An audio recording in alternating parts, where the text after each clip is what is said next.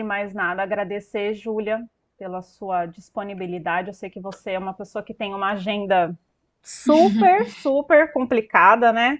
Mil e uma utilidades, universitária, comentarista do Chess 24, jogadora, enfim, milhões de atividades aí. Então, agradecer sua disponibilidade em poder falar, né? A gente conseguiu marcar uma data aí dentro da sua tumultuada e agitada agenda. Agradecer muito, então, sua disponibilidade de falar aqui com a gente sobre um tema que eu estou muito ansiosa, assim, tenho até comentado, né, com o pessoal aqui nas redes que eu queria muito ter essa conversa com você, né, porque eu acho que tem vários assuntos interessantes que podem surgir dessa perspectiva e eu acho que as pessoas desconhecem, né, um pouco a Uhum. realidade do que é ser uma jogadora de xadrez atleta, né? Efetivamente atleta, assim, que realmente tem objetivos, né? E que está atuando no xadrez, assim, que não é só entretenimento, né? Não é só uma questão de jogar xadrez porque gosta, né? É uma escolha e uma dedicação que eu acho que o pessoal não conhece muito bem como é que funciona a dinâmica. Então eu estava muito ansiosa assim para poder trazer essa informação, né, esse conhecimento para o pessoal. Então, eu te agradeço muito sua disponibilidade. Bom, a Júlia, para quem não conhece, eu acho difícil alguém não te conhecer, né? É atualmente a jogadora número 2 do Brasil, é Woman Feed Master, com quase 2.200 de rating feed, é bicampeã brasileira sub-20, bicampeã brasileira escolar, é, vice-campeã ou campeã sul-americana de sub-18 e 20?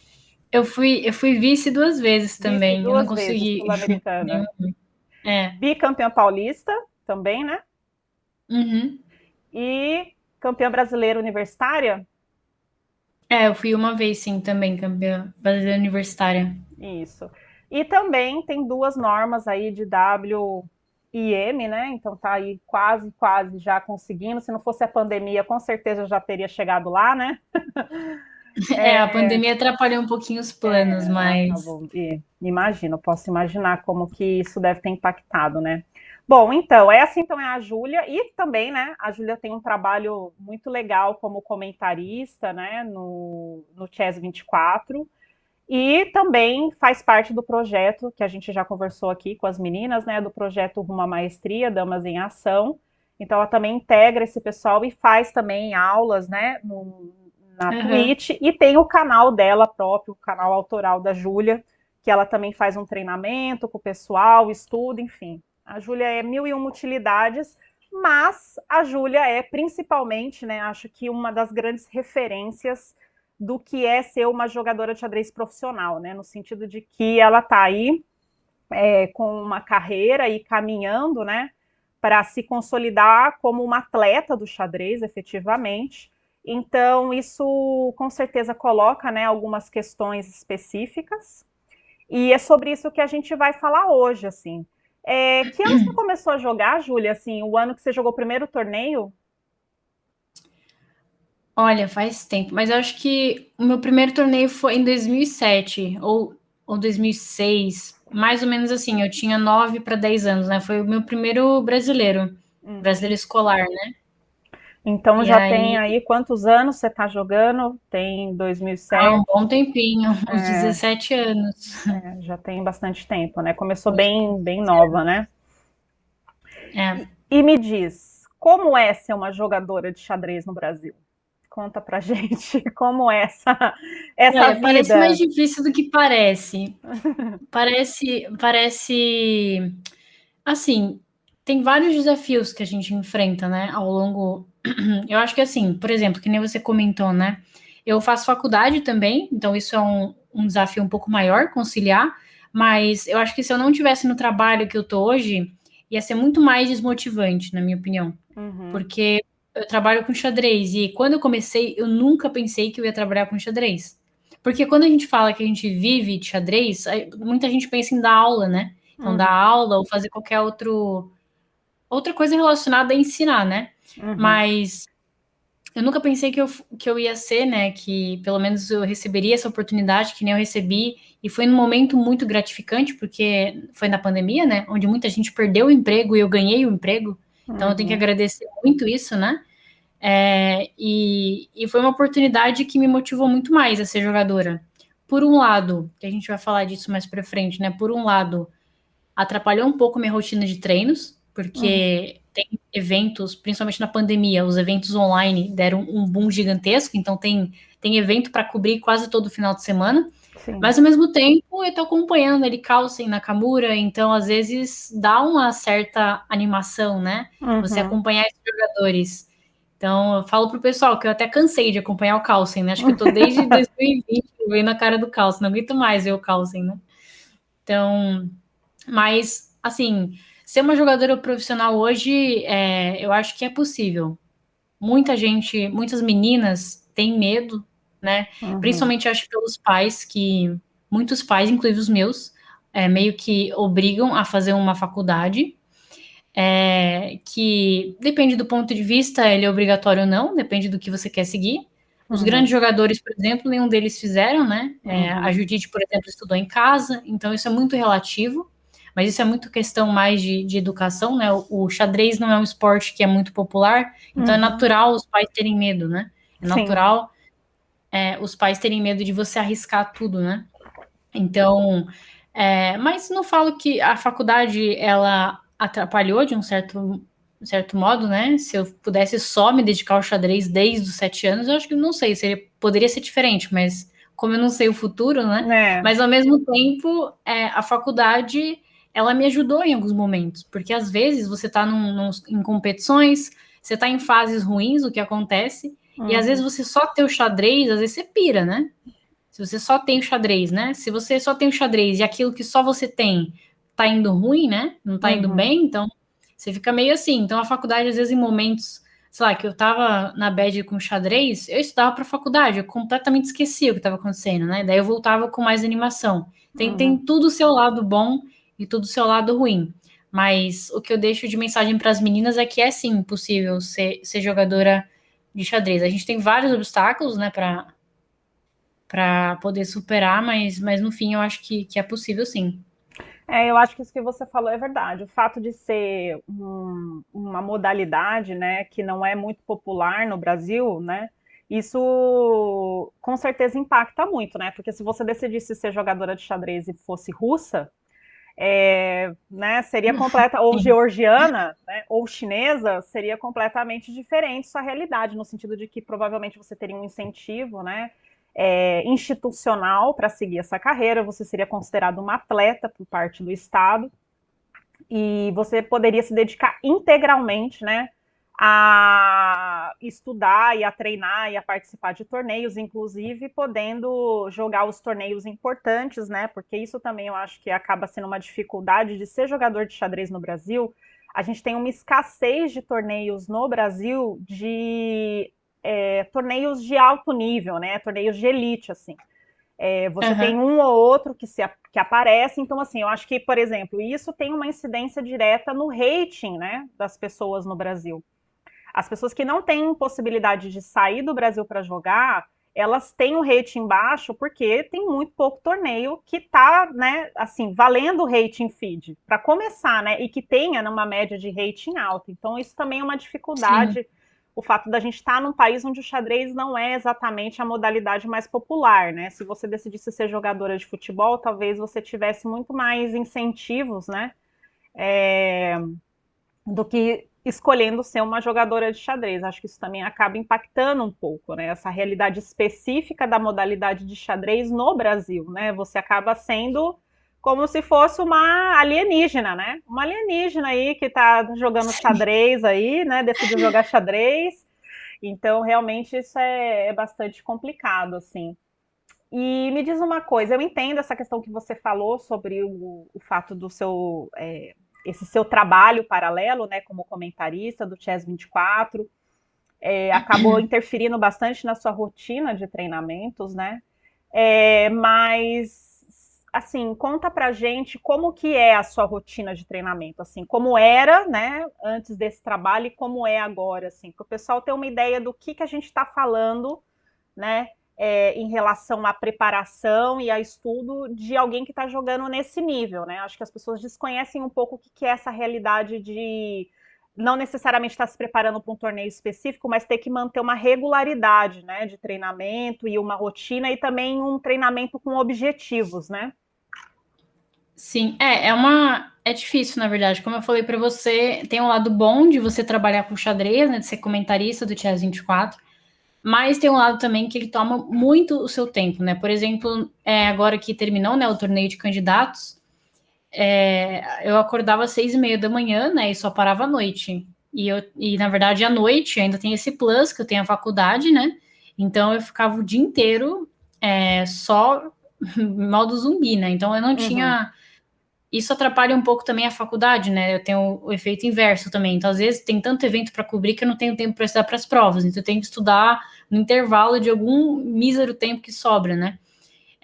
Então, assim, é difícil, mas quando eu não estava no TIES 24, eu conseguia estudar muito mais. Uhum. Mas tem o outro lado, não adianta você estudar muito e no fim você não ter recursos para participar de eventos, né? Participar de torneios. Então não adianta nada você ficar na sua casa estudando 8, 9 horas, aí você fala, vamos para aquele torneio. Pera, não tenho grana, né? Então não dá. Então você tem que dar aula, que já toma tempo. Eu acho que esse é o principal problema. O enxadrista, ele não consegue ser enxadrista, ele precisa fazer várias outras funções para ser um enxadrista, entendeu? Esse que é o problema no Brasil. Então você fala, sou enxadrista? Sim, eu sou, mas eu sou professora, eu sou comentarista, eu sou várias outras coisas além de um enxadrista. Agora você não fala para um jogador de futebol, para o Neymar, eu não sou jogador de futebol e nas horas vagas tal coisa. Ele é só isso, né? Uhum. Então, o problema não é do xadrez de maneira geral, né? Eu não quero deixar isso claro. O problema é no Brasil, que a gente Uhum. não tem apoio e claro, e vários outros países que também tem esse negócio, né? Mas eu tive muita sorte, na verdade, porque quando eu era criança, eu estudei numa escola que tinha xadrez na grade. Eu Uhum. fui uma criança privilegiada, que é raro isso no Brasil. Uhum. Então, não sei se eu ia falar, mas eu estudava em São Paulo numa escola que chamava Albert Sabin. Uhum. É uma escola que tem uma base muito forte. Hoje, eu acho que a referência é o Augusto Laranja ainda, Uhum. né? Com Álvaro, que Uhum. a Nath, inclusive, deu entrevista aqui, né? Então, que também faz um trabalho com as Sim. crianças lá. Uhum. Mas eu estudei numa escola que tinha xadrez na grade, né? Então era obrigatório fazer xadrez, né? Então eu tive o primeiro contato ali com o xadrez, então eu gostei bastante, mas esse primeiro contato veio na escola, né? Então acho que isso também é um diferencial. Mas antes de começar a comentar, eu estudava, assim, para ser uma jogadora olímpica, que era o meu sonho, umas 4 horas por dia no mínimo, assim, quando eu tava bem tranquilo, assim, 4 horas, claro, isso conciliando com a faculdade. Se eu não tivesse a faculdade, daria até para estudar um pouco mais, né? Uhum. Então eu estudava no período matutino, e daí eu chegava em casa à tarde, descansava um pouco e ficava a noite inteira estudando xadrez, né? 4 horas eu conseguia colocar. Agora, hoje já é um cenário bem difícil, né? Se eu consigo Uhum. estudar 1 hora, 1 hora e meia, é muito. Mas eu também levo em consideração que é aquilo que eu falei para você, eu estou em contato com grandes jogadores, eu estou aprendendo coisas novas, então Isso. isso é uma Uhum. maneira de estudar também. Não é o ideal, né? Uhum. Porque, por exemplo, você vai estudar uma posição de cálculo, por exemplo, né?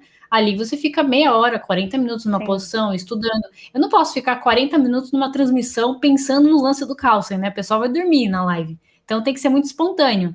Mas por esse lado, o meu blitz melhorou muito. Eu não sei por quê, eu acho que é por causa disso, mas o meu Sim. blitz melhorou assim absurdo. Eu tinha nos principais sites aí, né, 2.100 no máximo de blitz, né? E aí, desde que eu comecei a comentar pelo TIAS 24, o meu feeling blitz começou a melhorar muito, né? E hoje eu tenho quase 2.400 de blitz. Que Mas é muito por causa interessante. disso, porque você Uhum. treina a sua intuição quando você tá falando, né? Você não pode pensar muito. Você fala, qual você jogaria bispo G5? Aí a gente analisa ali, isso aqui, né? Então no blitz é muito isso, né? Você vai chutando e vai tendo a sua intuição e vai ajudando, né? Mas eu acho que é isso. De maneira geral, eu acho que é muito positivo, tá? Ele atrapalha a questão de estudo de uma coisa específica, Uhum. mas quando você trabalha um todo, eu acho que ajudou muito. Inclusive, eu sempre estou comentando com o Quinte ou com o Diego, que são jogadores bem mais experientes. Uhum. Então eu aprendo muito com eles, não só dos lances em si, mas também da cultura, né? Eles têm muito mais cultura do que eu, então eu aprendo muito nas transmissões. Todas as transmissões eu aprendo coisa nova. Então o resumo é esse, Uhum. que para estudar diminuiu bastante o tempo, assim, razoavelmente bem grande assim o tempo que eu tenho para estudar, mas de maneira geral eu sempre tenho contato com o xadrez, né? Então acho que isso ajuda bastante também. Não, eu acho muito interessante isso que você está falando, porque me lembra uma coisa que o. Você conhece, né? Obviamente você conhece o Felipe Eudebs, né? Conheço. Ele foi meu professor, inclusive. Ele me falou uma coisa muito interessante, que ele diz o seguinte, que o Tal, né? O jogador, o Tal, ele frequentava os clubes, assim, né? Esses clubes que só tinha, né? Os capivaras jogando, Sim. e que perguntavam para ele: o que, que você vai fazer lá, né? O que, que você vai fazer lá, né? Ver esses capivaras jogando, mostrar a partida para esses capivaras e tal. E que ele falava: não, mas esse é um trabalho que exige que você, de certa forma, domine as bases e o básico, né? Então, acho que esse Uhum. trabalho de comentarista, ele traz um pouco essa perspectiva, né? Quando você é colocado numa situação em que você tem que comentar, né, a gente acaba resgatando todo esse conhecimento e consolidando vários conhecimentos que você acumulou ao longo desses anos, né? Porque você está ali sendo exigida, né? Para falar, para Sim. comentar. Então, assim, mesmo que você não possa se dedicar ao seu treinamento exclusivo, individual e à sua preparação, né, o tempo que você gostaria, eu acho que, sem dúvida, isso para o seu xadrez e para a sua formação, né, de cultura enxadrística vai ser um ganho, assim, imensurável, imensurável. Porque você é colocada diante das situações em que você tem que aplicar esse conhecimento, né? E como você mesmo disse, é algo que tem que ser rápido, né? E isso faz a gente se forçar a desenvolver habilidades novas, né? Uhum. Então, se por um lado você perdeu o tempo disponível, né? Você por outro lado ganhou assim novas habilidades e uma grande oportunidade de exercitar essas bases, né? Sim. Essa base que tem que ser sólida, né? Essa é uma questão também muito importante do quando você está se preparando para ser um enxadrista desse nível, né, de equipe olímpica e tal. Essas bases elas precisam estar bem consolidadas para você começar a fazer um trabalho mais complexo, né, e de maior nível, né? Então é muito Uhum. interessante você fazer esse comentário, porque eu imagino assim, eu, por exemplo, já falei isso várias vezes, eu assisto os seus comentários, né, assisto o seu canal, suas aulas, eu fico muito impressionada, assim, muito impressionada como que você consegue verbalizar coisas muito complexas, né? E essa característica, né, de você verbalizar coisas muito complexas te exige um nível de entendimento sobre a coisa que você vai cada vez mais aperfeiçoando quando as situações acontecem, né? Então, imagina Uhum. assim, deve ser ótimo não aguentar mais ver partida do Carlsen, né? Porque você tá ali, Sim. caramba, se alimentando Sim. de um xadrez de altíssimo nível, né? E quanto mais a gente vê isso e quanto mais referências a gente tem, né? Que é aquela velha questão, né? Estudar os clássicos e estudar as grandes referências do xadrez, né? Acho que isso com certeza é um grande ganho, mas é isso, é um ganho difuso, né?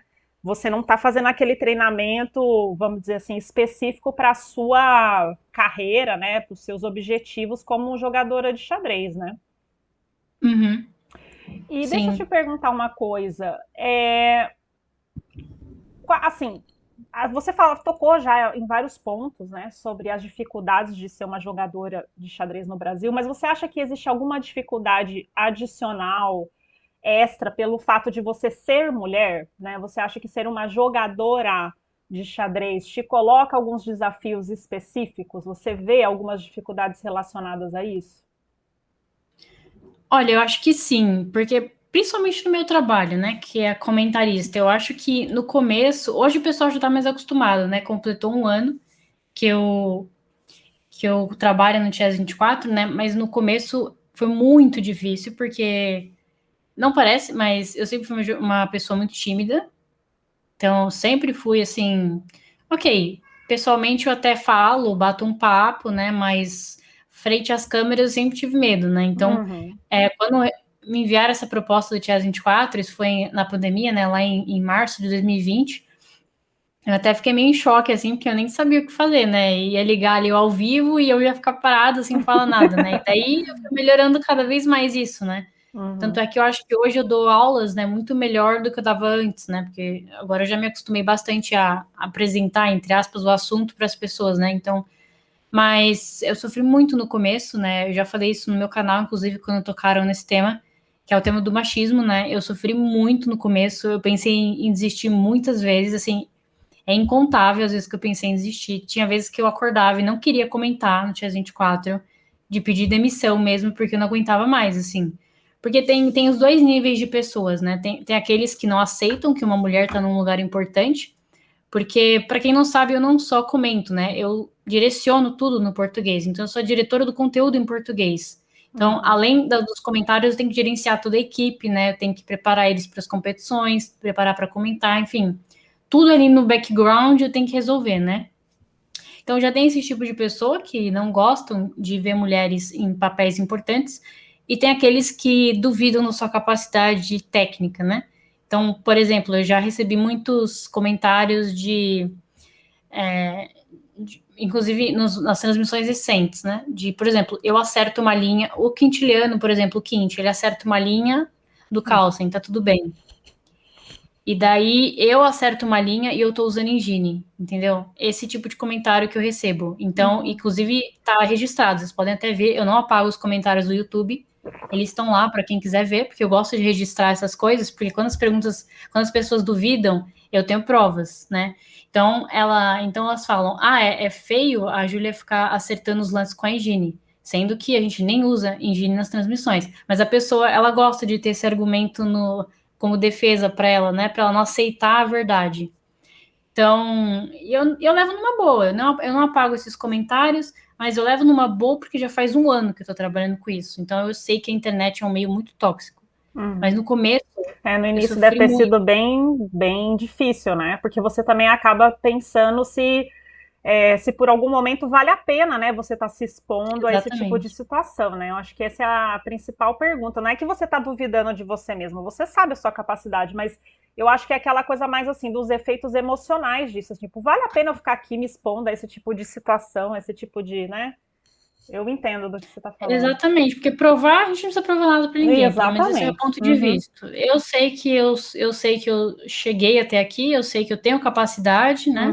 Só que esse tipo de comentário eles incomodam muito, né? Muito mesmo, porque é toda vez, assim, toda transmissão tem alguma coisa.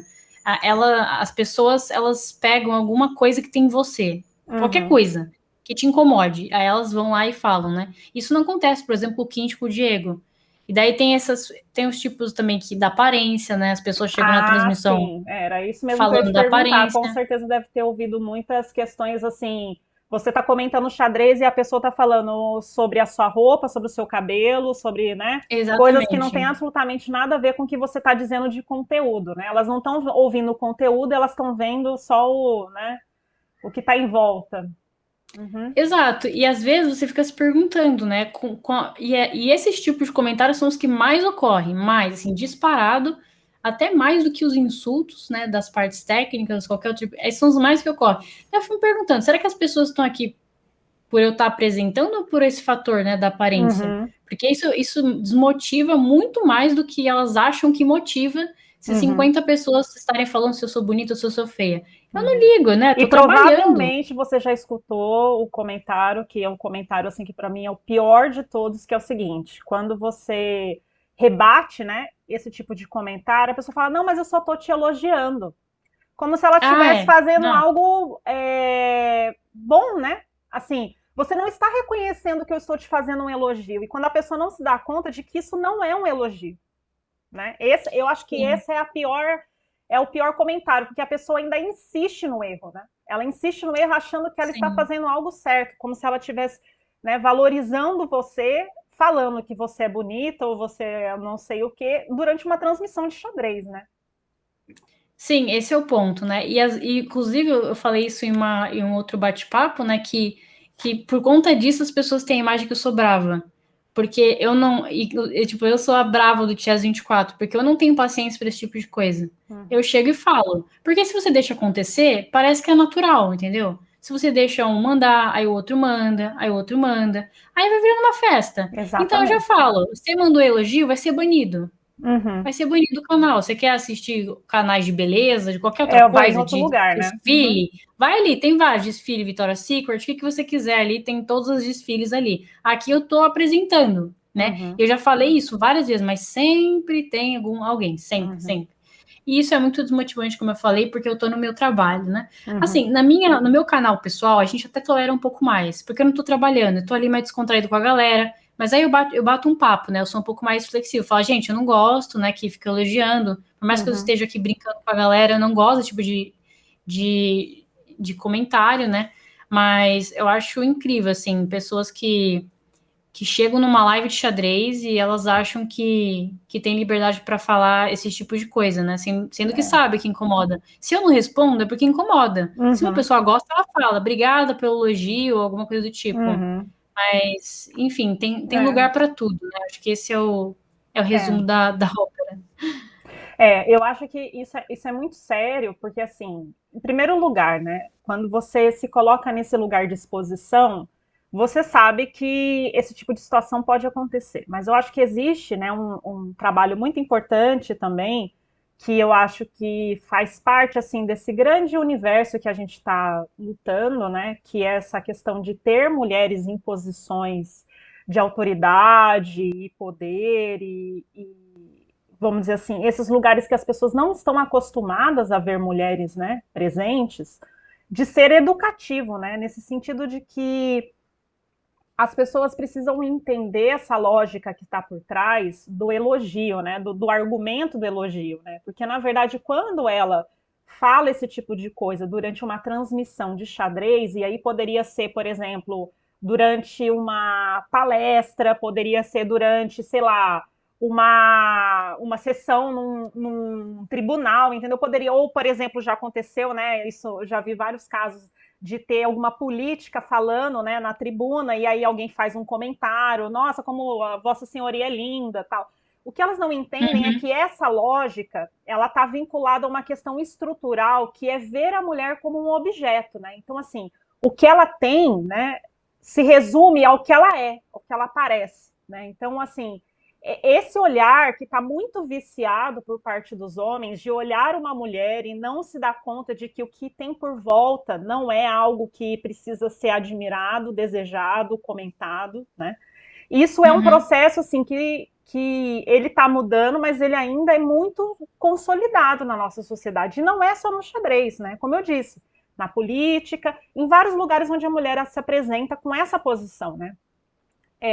Quando eu Sim, trabalhava, e quando eu trabalhava não ligada ao xadrez, eu também já escutei isso, para você ver que não é algo exato. Então, assim, eu tô numa reunião de trabalho, falando alguma coisa de conteúdo, e me fala, nossa, mas como você tá bonita hoje? E você fala, mas o que tem uma coisa a ver com a tem a outra ver. aqui? A gente está aqui numa reunião de trabalho, né?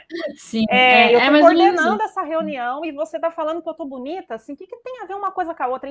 Então, assim, isso é uma coisa recorrente e tem a ver com essa mentalidade que precisa ser mudada, que as pessoas entenderem que a Júlia não é um objeto, né? Ela não é um objeto de admiração, desejo e elogio, né? Ela é uma profissional que está ali comentando e que isso não é um elogio, né? Quando ela faz isso num contexto de trabalho dela, ela não está elogiando, né? Uma coisa é, eu Uhum, tô aqui tomando uma cerveja com a Júlia e falo, nossa, Júlia, adorei sua roupa, você tá linda hoje. Isso é completamente diferente. Isso é um elogio, entendeu? Isso é um sim. elogio. Agora, quando a pessoa faz Mas é isso num também da contexto, ocasião, né? exatamente, quando Sim. ela faz isso num contexto que não tem nada a ver, isso não é um elogio. Isso não é um elogio. As pessoas precisam entender isso e elas precisam se acostumar que as mulheres estão ocupando esses espaços. A gente vai ter várias Júlias aí no futuro comentando, atuando e participando dos torneios, e que as pessoas precisam realmente repensar esse tipo de atitude, porque isso incomoda muito, é muito desconfortável, e talvez, né, os homens não tenham essa dimensão do quanto isso afeta, né, o quanto isso é desestimulante, né?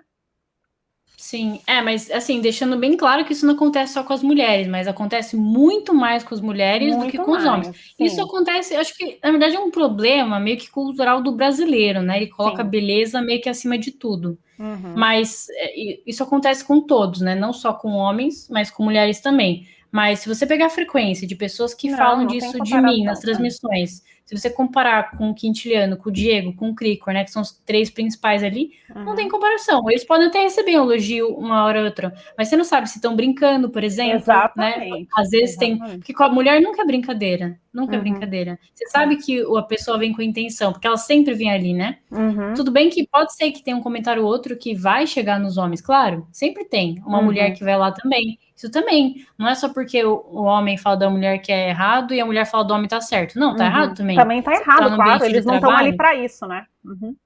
exatamente. Então é questão de espaço, né? Mais Sim, questão de espaço. de contexto, né? Não, com certeza, com certeza. Bom, agora falando um pouquinho sobre, assim, é um pouco na linha disso ainda, né, sobre a questão de ser, né, uma jogadora no Brasil e ser uma mulher jogadora no Brasil, né? Eu queria saber a sua opinião sobre duas questões específicas, né?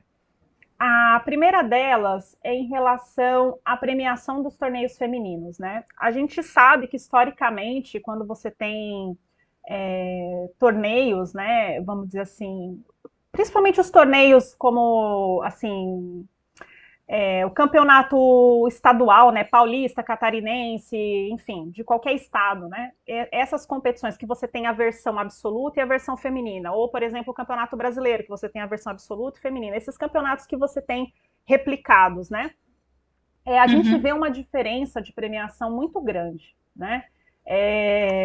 Eu acho que historicamente isso é assim quase quase constante, né? O fato de sempre a premiação para o feminino ser muito diferente, sendo que a gente está falando de torneios que seriam espelhados, né? De certa forma. Então, assim, o paulista feminino paga uma premiação muito menor do que para o campeão paulista absoluto, né?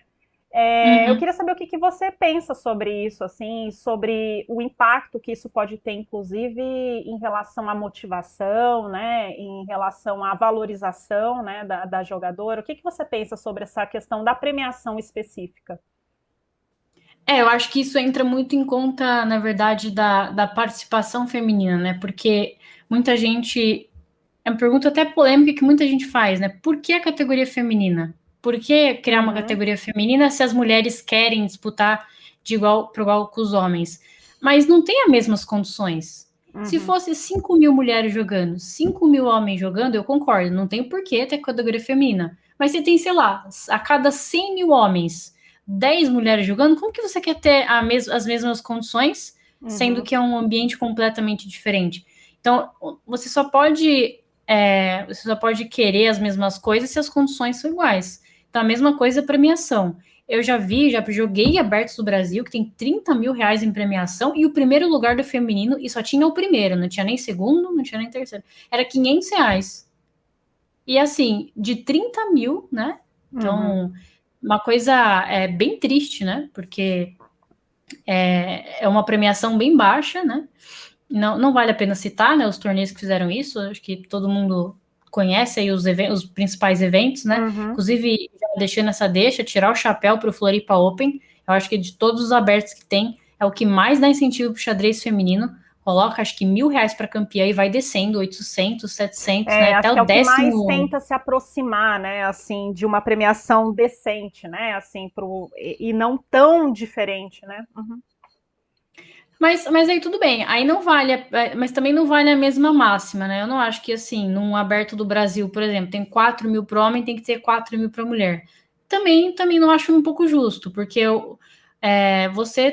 também, assim, a gente está enfrentando todo mundo, né?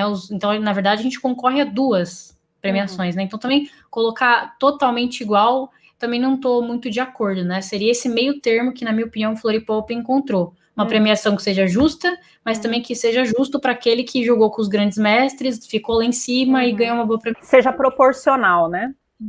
Proporcional, exatamente. Então, e é uma coisa que eu tenho em mente, né? Então, como eu falei para vocês, se coloca condições iguais, não acho por que a gente comparar, né? Então, nos torneios que eu organizei, por exemplo, no último que eu organizei, que foi o Magistral Feminino, eu coloquei R$ 3.000 em premiações, em premiação nesse evento. Quando eu fiz o Magistral masculino, lá no início de 2020, eu também coloquei 3.000.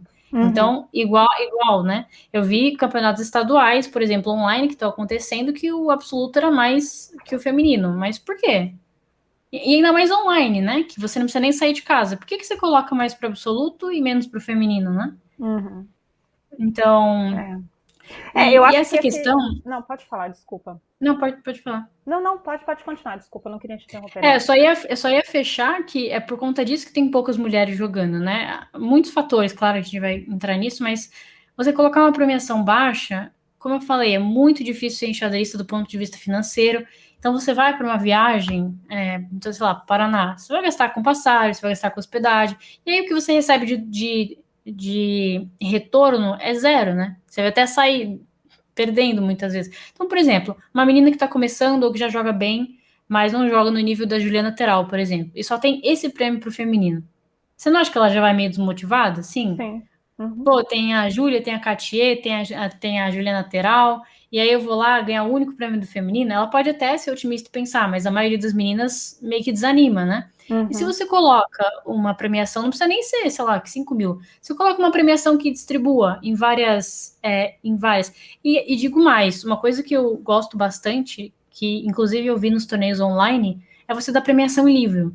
Uhum. Muita gente prefere premiação em livro do que premiação em dinheiro. Claro que todo mundo gosta de dinheiro, ok? Faz Uhum. bem, né, para você sobreviver, mas premiação em livro incentiva muito. Então, às vezes, se você não tem um recurso, se você tem, sei lá, um aberto do Brasil mais reduzido e não consegue colocar uma premiação boa pro feminino, busca parceiros. É o que eu fiz no torneio online. Eu fui atrás de parceiro, entendeu? Você Uhum. tem que ir atrás das coisas. Então, por exemplo, teve eventos estaduais, né, que deram uma premiação muito baixa, federações dando premiações muito baixas, né? Sim. E eu Uhum. fui pensando, se eu que não sou presidente de nada, nem nada, eu fui atrás, batalhei, consegui 3.000 pro feminino, será que se mais gente não fizesse isso, É. não só Eu. no feminino, tá? Tô falando Uhum. dos homens de maneira geral, do xadrez de maneira geral, se cada um fizesse a sua parte, os torneios, tanto online como presenciais, teriam muito mais premiação do que eles têm hoje. Sim. Isso você poderia. E é um impacto que você aumenta o absoluto, aumenta o feminino, né? Aumenta os dois. Uhum. Então, Sim.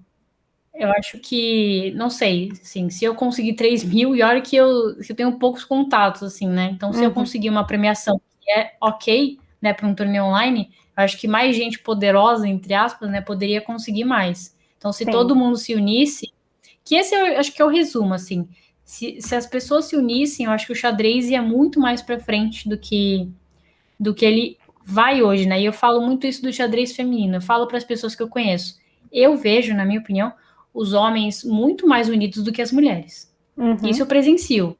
Então, eu Sim. vejo, por exemplo, o torneio que eles jogaram, né, da Federação Paulista, o Cricor, o Diego, o Quinte, o Molina, o Fier, são os top jogadores do Brasil, super parças, né, super estudam juntos, né, trocam ideias, e eu não vejo essa interação no xadrez feminino, né, só você ver quantas meninas assistem às minhas lives. Uhum. Só você pensar nesse número. Então, o projeto que nós criamos é para quebrar esse tabu, que as mulheres podem sim ser unidas, elas podem estudar juntas, a rivalidade é dentro dos tabuleiros, e digo mais, a rivalidade te ajuda a crescer. Eu não Sim. estaria onde eu estou hoje se não fosse a Katia, se não fosse a Juliana, se não fossem as jogadoras, né? E Claro. vice-versa. Uhum. Então, eu acho que, assim, se forem 3, 4 mulheres, sei lá, 200 que assistem minhas lives, eu acho que é muito até. Uhum. Então, mas aí você vai, por exemplo, nas lives do Cricor, claro que ele é um streamer mais grande, mas já tem uma quantidade maior de mulheres, né? Então Uhum. você fica se perguntando, por quê, né? Por Uhum. quê? Então, eu acho que se as mulheres se unirem, que é o que eu sempre prezo, que o xadrez feminino cresça, todas as minhas iniciativas dentro e fora dos tabuleiros é para que isso aconteça, eu acho que o xadrez tende a ir mais para frente. Tende, mesmo com esses obstáculos que a gente falou, de premiação, de sofrer qualquer tipo de assédio, enfim. Se as mulheres fossem unidas, assim, mais unidas, eu acho que o xadrez ia mais para frente. Porque eu lembro que teve uma entrevista agora eu não lembro de quem, Tatiana Duarte, talvez pro Felipe Eudebs, ela falou que naquela época ela era a ovelhinha sozinha, né? Que ela lutava pelas coisas, mas no fim ela lutava sozinha. Então é mais ou menos isso. Você vê que naquela época já havia uma coisa bem individualista, né? Então, sei lá, a gente tá falando de 20 anos atrás, né? Quando ela é jogadora profissional. Então é uma coisa que tá meio enraizada, né? Que a gente precisa mudar. E é por isso que eu brinco que eu dou minha cara a tapa. Por isso que eu tô ali nas lives, que eu mostro que é possível as mulheres estarem ali, né? Então, eu acho que é isso. Não, Esse é o acho que você resumo. tocou em vários pontos interessantes, assim. O primeiro deles, eu acho que é essa questão do argumento, né? Inclusive, várias pessoas estão se manifestando aqui no chat, né? A esse respeito. Que o argumento sempre é, mas tem que. Essa questão da premiação, ela está muito vinculada ao fato de ter poucas meninas, né? Quando esse argumento numérico, ele é razoável, né? E eu acho que o caminho está um pouco no que você disse, que é essa questão da proporcionalidade, né? O fato é que as pessoas não conseguem, talvez, entender, né, o efeito que isso gera em relação às perspectivas de uma jogadora quando ela vai para uma competição, né? Por quê? Porque você, né, sabe que suas chances são pequenas. E mesmo que elas sejam estatisticamente maiores, porque você está disputando, como você disse, né? Você está disputando, às vezes, o feminino contra 10 jogadoras e o pessoal no absoluto está disputando contra 100, né? Porque são 100 homens e 10 meninas jogando. Então você tem essa. Por isso que a proporcionalidade acho que é o caminho, porque ela considera esse universo onde as coisas estão sendo. Onde a competição está acontecendo, né? Então a disputa pelo prêmio no absoluto, ela está acontecendo ali entre 100 homens, né? E fora as mulheres, né? Então 110 homens, 110 pessoas disputando o absoluto, e a premiação do feminino está num universo mais restrito, né? Então a chance estatisticamente, né, de você ter acesso a essa premiação é maior. Então a proporcionalidade me parece ser uma coisa razoável. O que as pessoas não entendem, na verdade, primeiro, o efeito que isso pode ter em termos de motivação, né? Para uma jogadora sair, né, para ir para uma competição aberta. Isso é muito desestimulante. E segundo, essa questão que você tocou e é muito importante, que é a vontade, né, a vontade das pessoas que organizam os torneios, das federações e das pessoas físicas e jurídicas, vamos dizer assim, Sim. de buscar esse meio termo, entendeu? Porque hoje a gente tem uma coisa muito discrepante, muito discrepante, muito discrepante. E com relação a essas questões mais específicas, né, de, por exemplo, torneios em nível estadual e nacional, eu acho que fica mais feio ainda, entendeu? Assim, você, por exemplo, pagar para o campeão brasileiro X e para 5x e para a campeã brasileira 1x, entendeu? Porque eles são os campeões brasileiros, né? Vamos dizer assim, é o mesmo título, né? Replicado, espelhado. E essa discrepância, eu acho que ela é muito complicada, né? Em termos assim, é isso. Num campeonato, num torneio aberto, né? Você está falando sobre premiações específicas para o feminino numa competição absoluta. E aí, esse ponto da proporcionalidade, eu acho que faz muito sentido. Mas quando a gente está falando dessas competições mais em nível estadual, para tirar o campeão do estado, tirar o campeão brasileiro, aí realmente eu não consigo entender como é tão discrepante ainda, né? Então, muito tempo se passou e Sim. ainda você está tirando ali quem vai representar a equipe olímpica do Brasil absoluta e quem vai tirar a equipe olímpica brasileira, né? Então, assim, você está espelhando, né? Mas criando uma divisão muito clara, né, sobre essa questão. E aí eu acho que o argumento da proporcionalidade, do número menor de mulheres, ele não encaixa muito bem.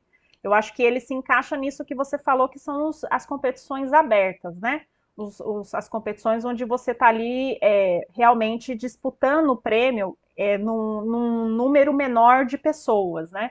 Aí eu acho que a Sim. proporcionalidade seria um bom meio termo para tentar, ao mesmo tempo, ser justo, mas também não desmotivar as meninas a participarem desse tipo de competição, né? E aí eu já faço o gancho para a seguinte questão, né, que eu queria saber de você, que eu comentei com você nos bastidores, né, nessa pesquisa que eu estou fazendo sobre as grandes mestres, né, as mulheres que são grandes mestres, aparece bastante essa questão sobre a decisão delas de jogarem mais torneios absolutos que torneios femininos, né? Uhum. Então, como se fosse algo assim essencial para você conseguir se consolidar num determinado nível de xadrez, né? Então, eu queria saber a sua opinião sobre isso, né? Sobre essa questão de jogar torneios absolutos e jogar torneios femininos. Qual seria a importância, né, de cada um desses eventos para a sua atuação como jogadora? E já aproveitando uma pergunta que veio do chat, que é a seguinte: se você acha que. Eu não sei se eu vou conseguir recuperar exatamente a expressão, mas a pessoa quis dizer basicamente o seguinte: se você sente alguma dificuldade ou algum desconforto, ou alguma situação mais difícil de estar disputando um torneio absoluto, né? Quando a gente vai para um torneio onde jogam homens contra mulheres, né? Se esse contexto de torneios absolutos te traz algum tipo de dificuldade ou questão específica. Olha, na verdade, os torneios absolutos, eles sempre me motivaram mais do que os femininos. Uhum, Acho que justamente pelo fato de que você joga com pessoas mais fortes, né? E é a realidade. Então, hoje eu uhum, sou número 2 do Brasil, em rating, tá? Não vou falar em força, em rating, a mais forte é a Juliana, só acima de mim, né? Então, entre muitas aspas, claro que eu tô falando de rating, né? Que é o parâmetro numérico que a gente tem, todas as uhum, outras têm menos rating que eu. Então, digamos, de desafio, claro que todas jogam bem ali embaixo, né? Katia, que sempre é minha rival desde sei lá quando, né? Larissa, uhum, então, enfim, mas os torneios absolutos, eles sempre me motivaram mais, né? Então, inclusive a Judite toca sempre nesse ponto de que foi um diferencial dela, que ela sempre jogou com os homens, né? Isso foi um diferencial inclusive até comentaram ali no chat, né? E mas é bem diferente, né? Que comentaram que a Judite discordava no negócio da premiação, em que ela que tinha que jogar de igual para igual para os homens, mas é o que eu falo, a gente comentou no cenário do Brasil, né? No uhum, cenário do Brasil a gente não tem apoio. Se eu estivesse na Rússia, por exemplo, ou na Europa, talvez eu não estivesse reclamando, porque eu teria incentivo, então uhum, automaticamente, como eu tenho incentivo, eu tenho que me cobrar mais. É tudo um uhum, gancho. Mas no uhum, Brasil você não tem apoio, então eu acho natural a gente brigar por premiações, né? uhum, E e eu acho que muita gente se fala, eu acho que, na verdade, de maneira geral, as pessoas se apegam muito a títulos e a números. Isso eu vi muito. Então, inclusive, quando eu dava aula, né? Hoje eu não tenho muito mais tempo para dar aula, mas quando eu dava, as pessoas me pediam sugestões, né? E eu falava, treina com esse mestre Feed, ele é muito bom. Aí a pessoa, não, mas eu quero um GM. uhum, Mas por que um Master Feed não? Não, porque eu quero ter aula com o GM. Mas será que um Master Feed às vezes não ensina melhor que um GM?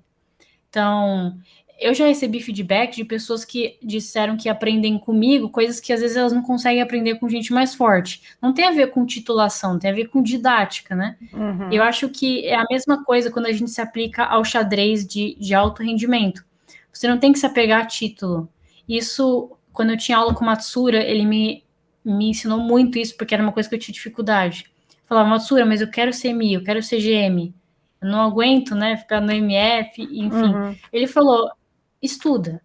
Estuda que tudo vai vir uma consequência. Se você melhorar, o título é uma consequência, né? Então, se uhum, você melhorar, você vai ganhar mais rating, você vai ter a sua titulação. E a mesma coisa para títulos, assim, é uma coisa que é muito difícil. Claro que todo mundo quer ser campeão daquilo, campeão de outra coisa, mas eu acho que o que mais importa é até onde você chegou, né? uhum, Então, eu acho que isso foi diferencial da Judite, né? Não sei, sei lá, quantas vezes ela jogou campeonato húngaro, eu não sei. Mas ela não tá muito preocupada quantas vezes ela ganhou o campeonato nacional, né? Ela uhum, tá preocupada que ela jogou ali com os melhores do mundo, né? Então, que ela ganhou do Kasparov e etc. Então, eu acho que os torneios femininos, eles servem como incentivo. A gente não pode tirar os torneios femininos. uhum, Principalmente para as meninas que estão começando, as meninas, as crianças, as meninas de base. Não é todo mundo que encara um torneio com 100 homens. Uma criança, por exemplo, Eu tudo bem, eu já tô acostumado com esse meio. Mas você Uhum. coloca uma criança de 6 anos, 7 anos, que foi a idade que eu comecei, no meio de 200 homens, você não acha que ela vai se sentir desconfortável? Então, É muito eu acho que intimidador, né? precisa. É, exatamente, essa é a palavra. Pra gente talvez não seja, mas pra uma criança que tá começando, eu acho que é. Então, eu acho que as categorias femininas, elas têm que existir. Uma maneira de você incentivar a xadrez de base, quem está começando, mas ao mesmo tempo eu acho que eu concordo, inclusive, com a Judite e com outras jogadoras fortíssimas que tocaram nesse ponto. Para você evoluir, você precisa jogar com os homens. Uhum. E é um fator que ele precisa ser bem recorrente, né? Então, por isso que eu falo que eu já estou acostumada, porque eu gosto muito mais de jogar em torneios absolutos do que em torneios femininos. Até Uhum. porque a pressão é diferente, né? Então, Uhum. por exemplo, a Juliana, nos Jogos Brasileiros, ela sempre está com peso de ganhar, porque ela é número um. E se ela jogasse, por exemplo, o brasileiro absoluto, que essa é uma coisa, na verdade, um pouco triste, né? Porque sempre os brasileiros sempre são na mesma data. Isso é bastante incômodo, porque eu sempre quis jogar o brasileiro absoluto, mas sempre cai na mesma data do feminino, e aí você tem que tomar uma escolha, você tem Uhum. que tomar uma decisão, né? Mas esse é um ponto que eu acho que é bem produtivo, assim, você jogar com os homens, você tentar jogar de igual para igual, né? Medir forças, porque a gente não tem como negar, né? Os homens são destaque hoje no xadrez, né? São Uhum. maioria, jogam melhor, a gente não pode negar isso, né? Se a Uhum. gente negar, a gente não pode misturar as coisas. Claro que tem a maioria, Sim, mas a maioria é melhor que a minoria, né? A Judite foi uma exceção, a gente sabe sim, ela disso, é foi uma a única exceção. mulher. Uhum. Então, muita gente fala, ah, mas tem a Judite. Beleza, tem a É, mas Judite, tem mas foi a uma. Judite, né? Tem a É, Judite. exato. A que chegou mais perto foi a Ruifan, mas você Uhum. vê, ela chegou a quase 2.700, mas teve muitas dificuldades, né? E Uhum. tanto é que agora ela se afastou do xadrez e agora está dando aula na universidade, né? Então, até a Ruifan, que mora na China, que é um país que tem muito Muito incentivo ao incentivo. esporte, ela teve que abandonar, entre aspas, o xadrez, dar uma retirada para dar aula na universidade. Então, para a gente ver como que é difícil, né? Uhum. Então, Sim. pegar aí esse exemplo. É, com certeza. É, eu acho assim, eu já tive a oportunidade de falar sobre isso, mas eu acho que está bastante na linha do que você disse, né? É importante as pessoas entenderem que cada tipo de torneio cumpre uma função, né? E que os torneios absolutos, eles não são torneios masculinos, né? Esse é o grande ponto. Sim, O torneio absoluto é para todo mundo, vamos dizer assim, é aquele torneio que aquele argumento, né, aquele velho argumento, o xadrez é para todos, qualquer idade, qualquer gênero, qualquer alto, magro, gordo, negro, índio, tanto faz, né? Então, assim, essa ideia do xadrez para todos, né, ela está incluída nesse tipo de competição, que são os torneios absolutos, né? E os torneios femininos, eles cumprem uma função específica, que é, né, essa ideia de tentar criar um ambiente mais confortável e motivador para que as meninas possam se sentir seguras, né? E possam ter oportunidade de realmente sentir o que é competir, né? Como você bem disse, para as categorias de base isso é muito importante, né? É muito importante. E eu acho muito curioso que quando a gente fala sobre isso, quem vem com esse argumento, né, de não, mas o xadrez é para todo mundo, tal, geralmente são os homens, né? Por quê? Porque eles não sabem o tipo de situação que a gente vive, que a gente passa, sendo uma mulher num torneio absoluto. Desconhecendo essa realidade, desconhecendo as situações que se apresentam e esse desconforto e essa intimidação e situações de desrespeito e inclusive situações assim de assédio, né, para a gente usar a palavra certa do que porque a gente está falando, é fácil falar, né, desse lugar onde você não vive essa realidade. Por isso que é tão importante ouvir as mulheres falando sobre isso, porque são elas que vivem esse tipo de situação. E aí, essa ideia do xadrez absoluto, né, como algo assim, onde todo mundo é maravilhoso, né, e todo mundo se respeita, tal, isso não é verdade, né? Isso não é verdade. Então, assim, é muito importante ter esse outro espaço, né? E como justamente um lugar onde você possa, entre as mulheres, né, criar um ambiente de motivação, né, e de referências, enfim. São coisas diferentes, eles cumprem funções diferentes, né? E Aparentemente, as grandes jogadoras, elas concordam contigo, né? Assim, essa ideia de que enquanto o xadrez absoluto for mais forte do que o xadrez feminino, se você quiser evoluir, é nesse espaço que você vai. É uma questão meio lógica, né? Se você quer melhorar seu Sim, você vai xadrez, no você lado mais exatamente, você forte. vai no mais forte. Então, enquanto o xadrez absoluto for mais forte, e considerando que o xadrez absoluto não é o xadrez masculino, né, é o xadrez para todos, então você vai participar, priorizar esse tipo de torneio, né? Então isso é uma questão Uhum. importante. Mas os torneios femininos, sim, eu acho que eles cumprem uma função, e principalmente nesse nível que a gente está falando, né? Categorias de base e tal. E outro ponto também importante a ser ressaltado na sua fala é o seguinte: me incomoda muito, mas muito mesmo, as pessoas que sempre recorrem a Judite para argumentar alguma coisa, porque ela é uma só, entendeu? A Judite, ela é a exceção que confirma a regra, né? E qual que é a regra? A regra é que as mulheres não têm as mesmas oportunidades, elas não têm os mesmos incentivos, e não é só no xadrez, né? Então elas usam o caso da Judite para argumentar uma coisa que não é a regra, é a exceção. O caso da Judite é a exceção. E as pessoas precisam entender isso e não Sim. ficar colocando na conta da pobre da Judite, entendeu? A realidade e a compreensão de uma situação muito mais complexa, né? Que ela é estrutural, entendeu? Ela é estrutural, ela não é específica do xadrez. O xadrez, eu falo, é um pequeno universo dentro de um grande universo, e as forças desse grande universo estão contidas nesse nosso pequeno universo. E é contra isso que a gente está tentando, né? Já que o xadrez é algo que tem toda essa potência de ser para todos, né? Porque as próprias características do jogo tem essa potência, né? De ser algo acessível a todos, porque depende apenas de fatores cognitivos e emocionais, né? Não necessariamente depende de força física e coisas que nos diferenciem, né? Em termos de Uhum. gênero e em termos de outros fatores, né? Biológicos, né? Fatores biológicos. Então, assim, se ele tem essa potência de ser para todos, né? Então é em torno disso que a gente está lutando, é que ele efetivamente seja para todos, porque ele ainda não é para todos, né? É essa potência que a gente está querendo lutar por essa potência, porque ele é a semente, né? Na origem da coisa tá essa característica. Então, assim, eu realmente fico incomodada com essas pessoas que acham que o caso da Judite explica tudo, né? Não explica, não explica. Infelizmente, não explica.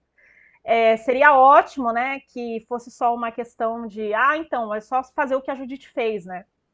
Não é assim Tipo, mas a que. gente É. conseguiu, por que que você não consegue? Inclusive, a Judite é um dos pontos até legais de trabalhar no Chess 24, porque ela entrou num setor de parceria educacional do Chess 24.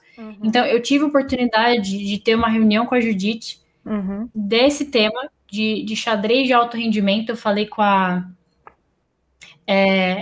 com ela na chamada e ela me disse que um dos problemas do xadrez feminino é pensar no xadrez feminino. Ela uhum, falou isso para mim.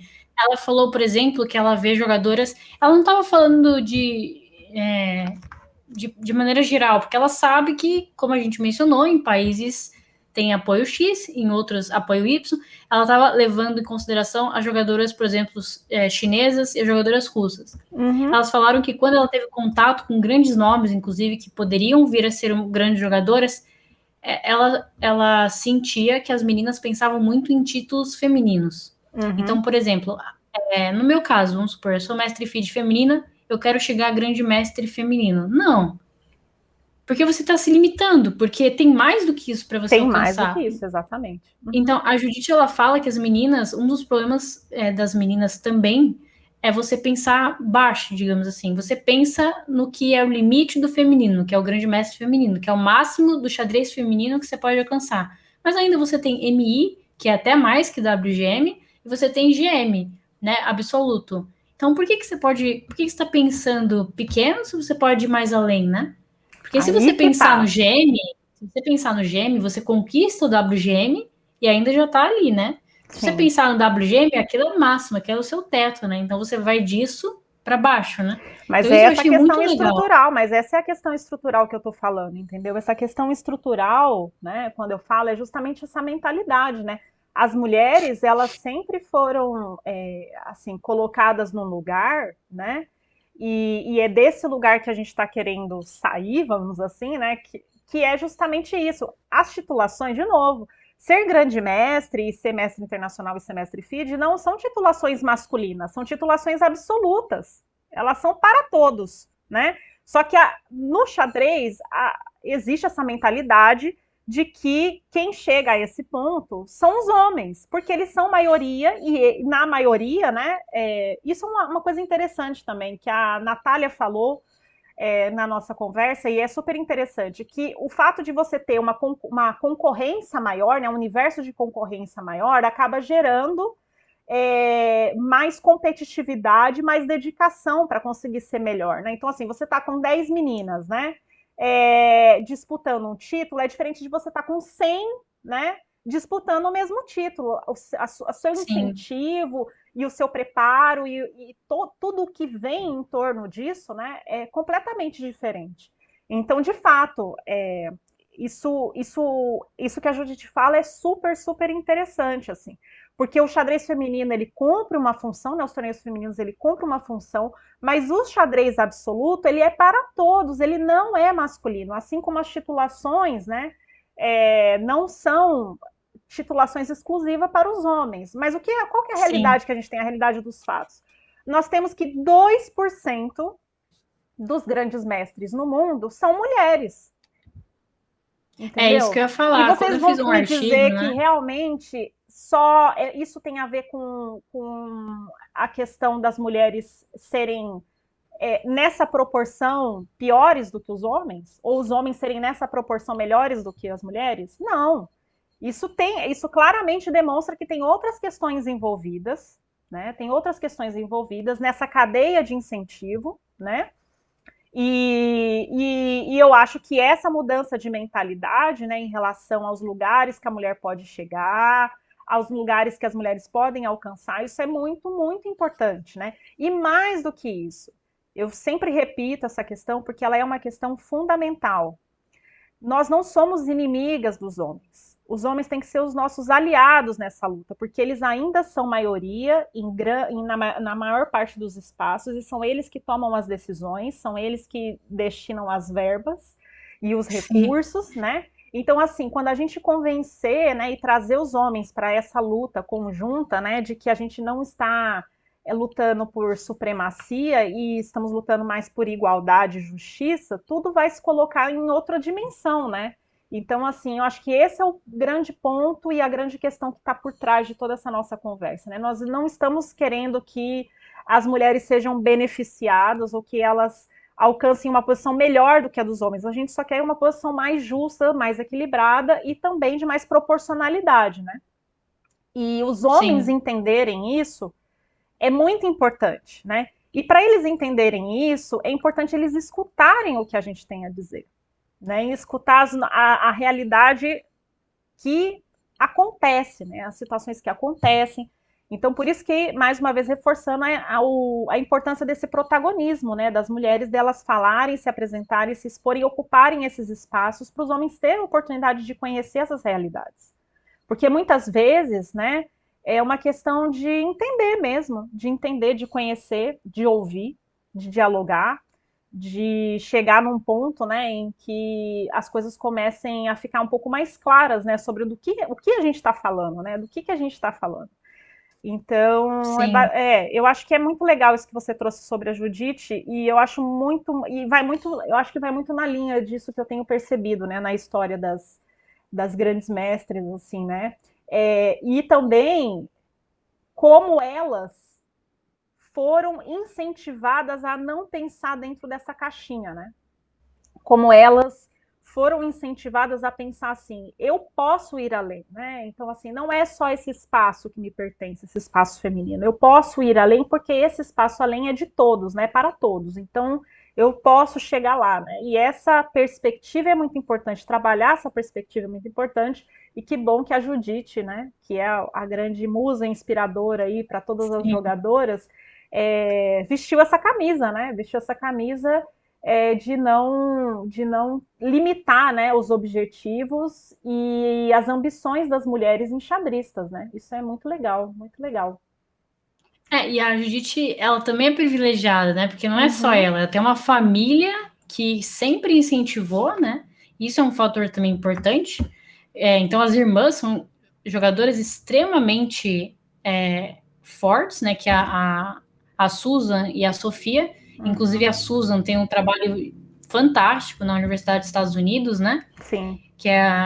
Então, a família inteira trabalha com xadrez, e como eu falei, a Judite, ela não teve ela teve todo o ensino, né, em casa, ela estudou em casa, aquele homeschool, né, que o pessoal chama, que ela não vão para a escola, inclusive o Carlsen também fez isso uma época, né, em que o pai dele viu que ele sentia que ele ia evoluir, tirou ele da escola e começou a estudar em casa, né, então é toda uma questão de incentivo, né, o pessoal comentou no chat sobre, de maneira geral, as mulheres terem pouca participação, mas isso é em todos os esportes, né? E por isso que a gente está aqui para mudar, né? Então, como eu falei, você tocou num ponto importante, que eu acho que as pessoas, às vezes, elas não gostam de ser contrariadas.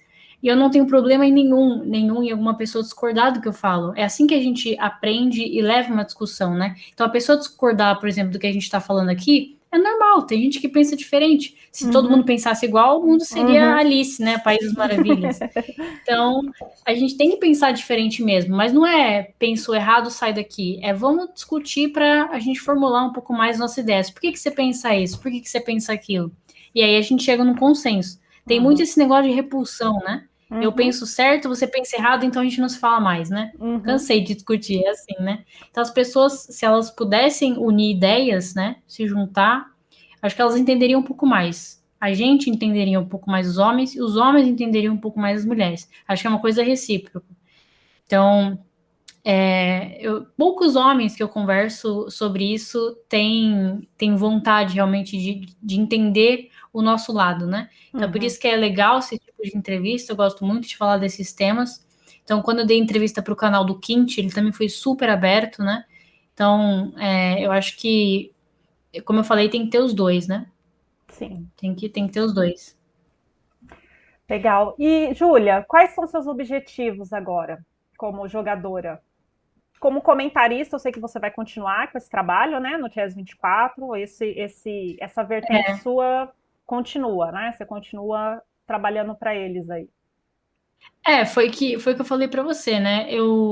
Durante 2018, 2019, eu trabalhei num laboratório de química mesmo, que é que é o que eu faço, né? Eu estudo química.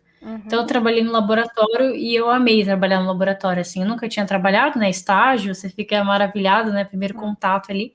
Então, naquela época, eu fiquei muito em dúvida se eu realmente deveria, porque antes de arrumar o estágio, eu dava muitas aulas de xadrez mesmo, assim, muitas aulas de xadrez. Então, aí chegou um momento que eu tive que reduzir as aulas para poder fazer o estágio, né? Então, e aí eu fiquei muito em dúvida, porque eu gostava muito das duas coisas e eu não vinha muito incentivo no xadrez, né? E aí veio a pandemia, infelizmente, claro, mas como eu falei, nessa pandemia eu consegui esse emprego e eu adorei muito, né? Foi uma coisa totalmente nova para mim e que eu até brinco, até eles me aguentarem, eu pretendo continuar no Chess 24, mas o meu sonho eu sempre falo quando as pessoas perguntam, né? Eu quero ser GM. E absoluto, não é feminino, não. Eu quero chegar onde só 14 jogadores chegaram hoje, mas quem sabe fazer diferença, né? Então, como você falou, a gente tem um grande empecilho, principalmente no questão de normas, não só no feminino, tá? Mas no Em absoluto geral. também. Você tem uma dificuldade de fazer o seu título, então por isso que muita gente, por isso que você vê os jogadores, por exemplo, assim, indianos com 11 anos já são MI, 12 já são GM, porque tem toda uma estrutura por trás. O presidente, ou sei lá quem, vê um potencial e leva esse potencial ao crescimento, né? Então, às vezes a gente vê o potencial no Brasil e deixa esquecido. Então, quando as pessoas me perguntam das possíveis meninas, quem você acha que hoje tomaria o lugar, sei lá, da Tatiana Rádico? Eu não sei. Porque não dá para você falar isso de uma criança de 8 anos, porque você não sabe se os pais delas vão apoiar. Você não dá para falar isso de uma menina de 16 que ainda não entrou na faculdade. Então não dá para ter esse parâmetro no Brasil, entendeu? Então quando as pessoas me perguntam quais meninas você vê e fala assim, ó, essa tem potencial, mas tem um longo caminho pela frente. Eu sempre falo Muita isso. coisa pode acontecer, né? Porque a vida é um mar de rosas, até vir contas, até vir faculdade, até vir maioridade e obrigações, né? Então, até lá tem uma vida louca, né? Mas como eu falei, eu quero ser GM. E, infelizmente, a gente falou disso, né? Para você ser GM, você precisa jogar torneios fora, não tem outra solução, né? Tem alguns GMs que fizeram as normas no Brasil, mas a maioria deles foi fora, né? Então, ou jogaram torneios fora que não deram o título, mas fomentaram, né, o xadrez deles. Então, que nem hoje você vê uma exceção que é o Rafael Leitão, né? Ele foi 2 vezes campeão mundial, 2 vezes vice, 2 vezes terceiro, né? Então, que brasileiro que chegou, né? O Mequinho, muita gente fala do Mequinho, mas uma coisa que eu chamo bastante atenção também é o que você faz fora dos tabuleiros. Isso é uma coisa que eu aprendi ao longo do tempo, né? O Mequinho, inclusive, tem um podcast que muita gente me cutucou, porque estavam me perguntaram quem foi o jogador, o maior jogador de todos os tempos do Brasil, né? E eu falei que era o Leitão. E muita gente, pô, mas como você não falou o Mequinho, que ganhou 2 interzonais, foi terceiro do mundo, jogou 2 candidatos, né? Mas, assim, como eu falei, eu sempre penso no contorno, assim. O que o Rafael fez, né, além de também ter conquistado muitas coisas, ele fomenta o xadrez no Brasil. Ele tem uma academia desde 2000 e sei lá quanto, né? Eu era aluna dele lá no comecinho, 2014, 2015, quando lançou a academia, e hoje já tem muitos alunos, né? Você está fomentando, você está trazendo mais pessoas para o jogo. Eu acho que isso é importante também no enxadrista. Então, você ter referências, né? Uma Sim. pessoa que está começando, eu quero ser que nem um jogador de futebol, né? Eu quero ser o Messi, eu quero ser o Neymar. Você tem que ter essa referência, né? Então, para mim, o Rafael é um pouco mais completo que o Mequinho por conta disso, porque ele faz coisas fora do tabuleiro também, além de tudo que ele conquistou, né? Então, eu acho que é isso. Precisa jogar torneios fora. Eu já tive a oportunidade de jogar alguns, né? Porque eu me programei bastante e eu te falo que não é barato. Só o último torneio que eu joguei, inclusive antes da pandemia, foi na Espanha. Na verdade, em Gibraltar, que é o torneio de Gibraltar, que é bastante famoso e bem forte. Sim. Mas eu te conto que não foi menos de 10 mil esse torneio. Então, imagina, é quase metade de um carro você jogar um torneio na Europa, né? Então, claro que foi o torneio, né? Mas você, só a passagem, você paga 3.500, né? Então, não fica muito longe disso. Então, você ter esse tipo de incentivo e o que eu chamo a atenção dos organizadores, fazer mais torneios para o povo do Brasil, torneios de norma. Sim. Tem pouquíssimos torneios de norma no Brasil, principalmente torneios femininos, né? Mas não precisa ser femininos, pode ser ser absolutos absoluto, mesmo. sim.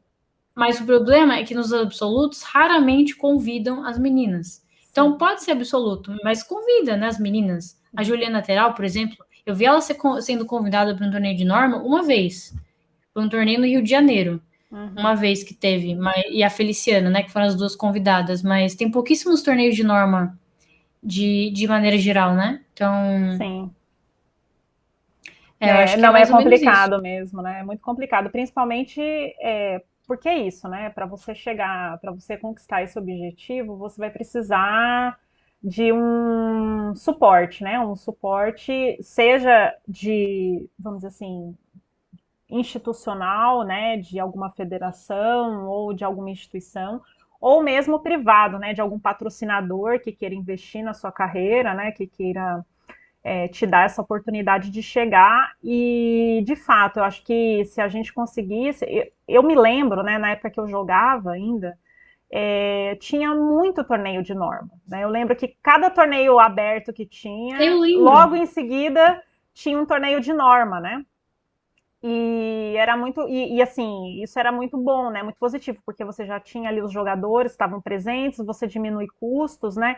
Então acho que assim é importante também mencionar essa questão. Acho que a gente precisa ter assim, as pessoas que se envolvem, né, nesse tipo de trabalho, de organização de eventos, né, de direção das instituições tal, precisa também ter essa vontade, né, de fazer as coisas acontecerem, porque não vai ser simples, né? Não vai ser simples. Pelo contrário, vamos dizer, incentivos você tem zero, né? Mas tem que ir atrás, né? Tem que ter vontade, tem que ter essa consciência de que está fazendo um trabalho ali que vale a pena.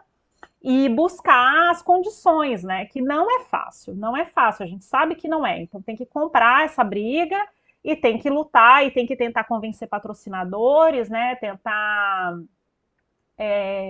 enfim, encontrar os caminhos para realizar as coisas, né? E, enfim, eu acho que é mais ou menos por aí. Bom, o pessoal do chat tá aqui super, né? Primeiro, assim, acho que a principal mensagem sempre é em relação à admiração ao seu trabalho, né? Você está acompanhando também o chat, né? O pessoal elogiando, né, o seu trabalho, as suas aulas, falando bastante, né, sobre a importância do seu papel. Acho que perguntas diretas, acho que foi mais aquela relacionada a como você se sente jogando torneios absolutos, né? Uhum. Acho que várias mensagens de. Tem uma pergunta aqui interessante. Júlia, como foi para você ter tantos professores fortes, como o Álvaro Aranha, o Eudebs, o Leitão? Como foi ser aluna desse pessoal? Eu tive realmente privilégios, né, de poder Uhum, treinar com eles. E, na verdade, eu acho que eu passei por vários, né, Inclusive, eu sempre gosto de mencionar isso, porque eu não gosto de esquecer, mas a Vanessa Gazola foi minha primeira professora, quando eu tinha uhum. 6, 7 aninhos, e daí ela viu que eu comecei a evoluir bastante, né, naquela época, também porque eu tinha contato na escola. Então, aí ela me passou para o Álvaro, depois eu passei pelo Peliquian, aí teve o Leitão, né, então, teve o Eudebs, teve o Matsura, então teve Nossa, bastante. só a nata, né? A nata. Você também, caramba, Júlia, você também, vou te É falar, porque viu? eu acho que chega um momento que a gente precisa de novos ares, né? Então, eu Sim. sempre conversava com eles sobre isso. Uhum, Porque às vezes você fica, por exemplo, eu fiquei muito tempo com o Álvaro e com o Peliquet, né? Às vezes você precisa de novos ares, você precisa, não é que o treinador não serve mais para você, não é isso, mas às vezes você precisa de mudar, né? Então já uhum, aconteceu de eu começar com um, aí eu vou para outro, depois eu volto pro mesmo, né? Você só precisa de uhum, novos ares, né? Mas para mim, eu acho que com cada um deles é incrível, porque cada um deles eu aprendi uma coisa diferente, né? Então, com o Peliquian, né? Eu sempre falo, o Álvaro, ele sempre pegava no meu pé nas aberturas, que eu não gostava de estudar abertura. O uhum. Peliquian, ele focava muito no treinamento, né, escola armênia ali. Então ele fez com que eu tivesse mais dedicação ao xadrez, que é uma coisa que eu não tinha no início, né? Então o Leitão me obrigava a estudar os clássicos, mas assim, quase puxando meus cabelos, Rafael. Ele não começava a aula se eu não respondesse uma pergunta de um clássico, assim. Então, ele falava, essa partida aqui é de quem? Daí, se eu não respondesse, já era a aula, né? Então, Uhum, com cada um deles eu aprendi, né? O Matsura foi, eu falo para todo mundo, né? Mais um paizão, né? Matsura dá vários conselhos de vida, uhum. como esse do título que eu falei para você, né? Que ele falou que título não Esse preparo importa. emocional e psicológico também é É, importante, né, para competir. exato, Uhum, porque meu psicológico sempre foi muito abalado, né? Desde quando uhum, eu comecei. E também porque eu sofri umas pressões, né, por parte dos meus pais, então justamente por isso, né? Se você quer viver de xadrez, você tem que se mostrar resultado, né? Então eu uhum, sempre sofri dessa pressão desde criança. E isso me colocava em pressão em todas as competições. Eu tenho que ganhar, né? Então uhum. isso me incomodava muito. Então a Matsura me ajudou muito nessa época. Mas tem o Rezende também, que é o mestre internacional, que deu aula lá no colégio, no Albert Sabin, e foi fundamental também para que eu pudesse crescer, né? Então, Uhum. acho que todos eles ajudaram de uma forma, e cada um acho que tem uma pincelada no meu jogo hoje. Então, Sim. acho que Não, cada isso é um deles. um baita privilégio. Hoje você faz aula com alguém? Você tem algum acompanhamento hoje? Não, hoje é mais assim, eu quero tirar alguma dúvida de alguma coisa, aí eu chamo as pessoas que eu tenho mais Uhum, intimidade, né? Que de todos esses que eu treinei, eu tenho bem mais intimidade com o Pelican e com o Álvaro. Foram os que eu treinei muito mais tempo, né? Acho que eu treinei 7, 8 anos com o Álvaro, uhum. desde criança mesmo, e com o Pelica, acho que 4 por aí também. Então são os dois que sempre, quando eu tenho alguma indecisão, eu sempre contato os dois, né? Então. Uhum. Porque hoje, como eu falei para você, né, É. meus estudos estão bem mais reduzidos, né? Então, Uhum. É. Não. hoje. E o pessoal comentou uma coisa interessante de organização, né? De você receber algum tipo de ajuda. Então, Uhum. são poucos os torneios que, por exemplo, já me convidaram para jogar, né? Claro Uhum. que eu sou mestre FIDE, mas, por exemplo, mesmo a Juliana, assim, são poucos os torneios, né? Então, eu acho que também isso é um fator que ajuda quando você se torna GM, né? Você é convidado, sua vida Sim, muda, na verdade. muda, muda. Uhum, com certeza. Não porque você se tornou GM, mas também por isso que eu falei, as pessoas se apegam muito ao título, né? Então, Uhum, um GM é convidado para várias coisas, já é mais procurado para aulas, é tudo uma questão de uhum. uma coisa leva a outra, né?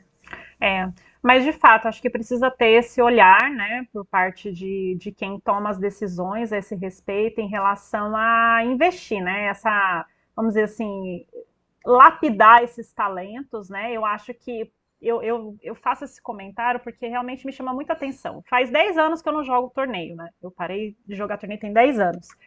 E por curiosidade, quando eu voltei, né, a trabalhar com xadrez agora, eu fui olhar a lista das meninas, né, e eu fiquei muito assim, triste de ver que se passaram 10 anos e o rating, né, continua assim, mais ou menos as mesmas características, né, que é esse rating baixo. E eu sei que esse rating baixo não é porque as meninas jogam mal.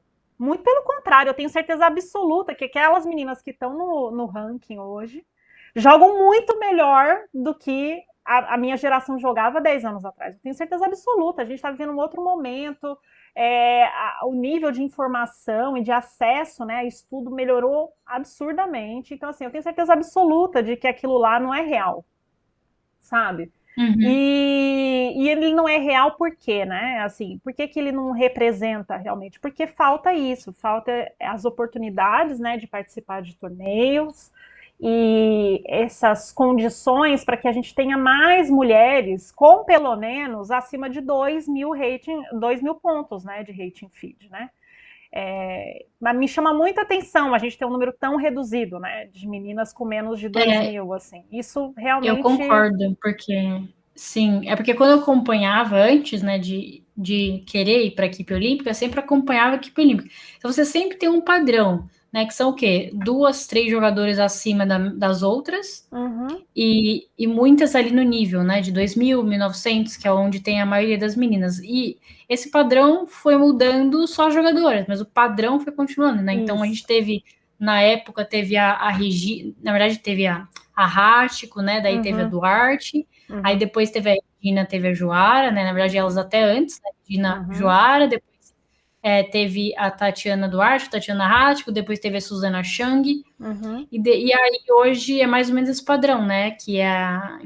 Ficou muito tempo, inclusive, só a Juliana e a Vanessa Uhum. Feliciano, né? Sim, Mas elas são bem mais velhas que eu e a Katia, mas aí eu e a Katia a gente chegou, então é sempre de duas em duas, né? isso. Então, e aí e aí a gente nunca tem um cenário, por exemplo, se a gente pegar, a gente falando do Brasil, né? Mas a Argentina, por exemplo, me chama bastante atenção, porque é um país que também não tem apoio e é muito mais forte, tanto no xadrez feminino quanto no Peru também, sabe? O Peru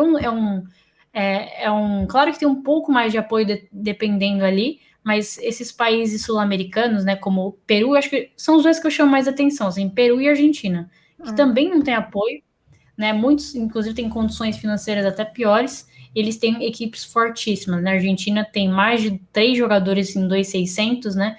A equipe feminina tem GM, já tem MI, então eu acho que são as nossas inspirações, né? Porque eles devem fazer. A gente brinca quando eu falo com a Flor, né? Que é uma que Uhum. transmite lá no Chess 24, que eles fazem milagre, né? Com o que eles têm. Então, Uhum. mas eu sinto no xadrez argentino, eu já falei isso com a Flor, isso que a gente comentou, de união. As meninas Uhum. são muito unidas, muito. Elas vão para a Olimpíada juntas. Eu lembro isso porque para a Geórgia, que foi a última Olimpíada, claro que teve online, né? Mas a última presencial, elas contrataram um professor, contrataram um preparador físico. Então, meses antes da Olimpíada, né? Todas as que iam. Então, elas tiveram treinamento em conjunto, treinamento técnico, treinamento físico, treinamento emocional, tudo junto, né? Isso, no espírito de equipe, você já entra com uma outra vibe, né? Sim, Então, completamente, completamente. E, bom, para a gente terminar então essa conversa, Júlia, queria que você falasse deixasse uma mensagem, né? Uma mensagem de, enfim, de esperança e de incentivo, né? Para as meninas que não, estão te vendo e que você, né, é uma grande referência hoje no xadrez feminino brasileiro. Então, uma mensagem final para a gente aqui, todo mundo que te acompanhou. Eu acho que primeiro eu não posso deixar de agradecer o pessoal da minha Twitch, né, que me apoiou bastante nos momentos difíceis. Então, eu ter ali o pessoal para conversar, né, porque ali, pelo menos na Twitch, você sabe que as pessoas estão ali porque elas querem, né? Então, Uhum, muitas vezes no Tias 24, elas brotam, né? Então, você não uhum, sabe de onde ela veio, como ela veio, né, de onde. Então, o pessoal do meu canal, eu agradeço muito, que sempre me deram muita força, né? Então, independente da quantidade, né? É o carinho que as pessoas demonstram. Então, claro que dentre essas 1.000 pessoas que mandam mensagens ruins, tem 2.000 que te apoiam. Então, é isso que faz com que eu siga no meu trabalho, porque eu sei que tem muito mais gente apoiando do que gente criticando, né? Então, uhum, eu sigo firme, né? E falar para as meninas não desistirem, né? Não desistirem, porque é possível se você tentar. Então, muitas meninas, por exemplo, desistem de, eu não consigo conciliar com a faculdade. Você já tentou? uhum, Né? Você já tentou? Teve época que eu estudava, sei lá, 20 minutos no trem, indo para a faculdade, porque eu trabalhava e estudava. Então, no trem, eu pegava um aplicativo no celular e ficava fazendo tática. É o que você tem para hoje, né? Como a gente uhum, brinca. Então, você tem que se virar. Mas eu acho que é isso. As mensagens que eu passo para as meninas é essa, né? A primeira mensagem é que você não pode desistir, né? Se você tem um sonho, então você tem que conquistar ele. Sonhe grande, né? Então não uhum, sonhe até o máximo que você puder, né? Então, uhum. e outra mensagem também é para as meninas, de maneira geral, serem mais unidas, né? Que eu acho que se isso acontecer, tirar, digamos, a individualidade de lado, né? Que é uma coisa que, na minha opinião, não existe, não tem problema. Graças a Deus, não tem problema com nenhuma menina do Brasil. Então, Uhum, todo mundo. E eu, assim, eu sou assim de maneira geral, na verdade. Se um desconhecido me falar comigo, eu falo. Porque não tem uhum, porque, com você eu falo, com você eu não falo, né? Então, tem muita gente que me manda mensagem no Instagram, por exemplo, dúvida de treino. Então, eu sempre mando ali para a pessoa, né? Então, eu acho que é isso, você ser uma. Então, resumo, né? Pensar grande, é, ser mais unido o xadrez feminino, né? E que você possa fazer coisas dentro e fora do xadrez também. Eu acho que é importante você ser uma referência fora. Isso eu aprendi ao longo da minha carreira. Não adianta você só, digamos, fazer lances bonitos dentro do tabuleiro, né? Você também uhum. precisa fazer fora, para as meninas terem incentivo. Então, a minha ideia é essa. Que quando eu ficar mais velha, né? Quando eu me formar, blá blá blá, aí eu vou criar uma escola, aí vai ser tudo um processo de para o xadrez feminino crescer. Tá ótimo, Júlia. Muito obrigada mais uma vez por você ter aceitado esse convite. Dizer que realmente você é uma grande inspiração para todas as meninas, não só como jogadora, né, por todos os títulos e conquistas que você já alcançou, mas também por essa coragem, né, de estar aí presente nas redes sociais e em todas as plataformas, né, encarando todas essas dificuldades, né, todo esse machismo que a gente sabe que existe, pessoas que não estão acostumadas a ver pessoas, né, como você nessas posições, né. Então, aqui agradecer mais uma vez e falar da minha admiração pelo seu trabalho. Você tem uma grande admiradora, acho que você é uma excelente comentarista, um grande Obrigada. talento do xadrez e fico muito feliz de você estar nessa posição e espero que você consiga alcançar seu objetivo de ser grande mestre. Seria muito bom se a gente tivesse em breve uma primeira GM brasileira e fosse essa Júlia Alboredo. Obrigada, Thaís. Eu que agradeço o convite, inclusive bem bacana aí esse ciclo de conversas, né? Eu não consegui assistir todas ainda, mas eu via com a Joara, né? E eu achei bem legal, falta com a Nath ainda, colocar em dia. Mas eu acho bem legal e importante a gente cada vez mais trazer esses temas, né? Trazer esses temas porque as pessoas precisam entender o que se passa de verdade no xadrez feminino, né? Então, claro que a gente tem as dificuldades, né? Mas eu acho que é importante entender, né? E se alguém tiver dúvida do que a gente falou, é só entrar no YouTube do Chess 24 Português, que você tem todos os registros do que a gente falou.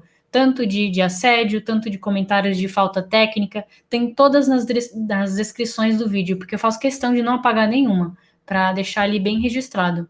É isso, Então é isso. é isso. Pessoal, a gente vai encerrando por aqui. Boa noite a todo mundo e obrigada a todo mundo que participou. Tchau, gente. Obrigada.